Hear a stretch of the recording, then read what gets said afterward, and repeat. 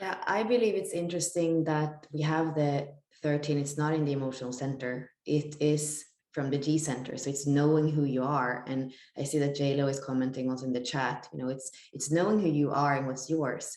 And here we have the collective circuitry. So it is to be pure in you, and then it's almost like filtering everything. And that's what we are saying. We see that in the third line, and maybe in the shadow there can be a pessimism, because you can hear so much. You hear what's been said, or what is said, what's being said, what's in between the lines. You hear everything, and it's very easy, because to be human, it's not easy. And it's this sensing circuit, this after abstract circuitry, where there are a lot of experiences, the 13 hears, and it would be so easy to kind of become enmeshed with those experiences and see, oh, if there has been so much suffering, then the future is not right.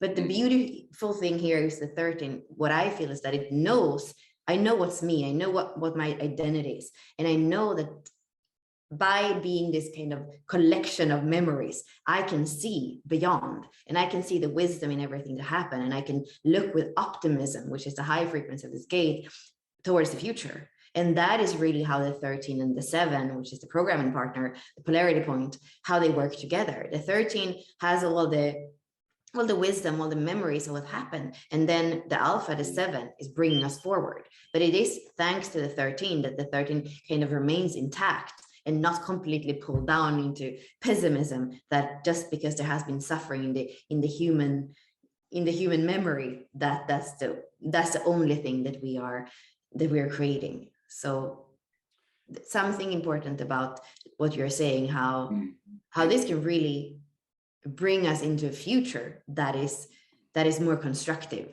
than where we've ever been, even if it's not going to be everything that has to do with being human is messy. And somehow it's like the 13 has understood that, even if it has to sit there and hear the darkest things sometimes. And I believe that I can feel that too. I am often more happy and calm when I hear the deepest suffering than when I feel like somebody is not able to go to the truth of things. That's much more uncomfortable than actually just knowing that, yeah, being human is a challenge, and we all have different little parts of that challenge. And like that's beautiful to actually be able to tap into that and to feel that with a 13. And I know that Kelly has the 13 in her moon. That's also, that must be something kind of emotional for sure. So we all have it in different places, and it becomes a little bit of a different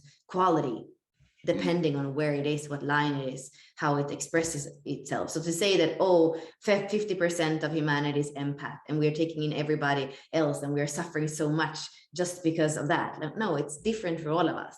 And I think human design and Gene Keys show that more than anything, that we are unique and differentiated in how we work with those activations.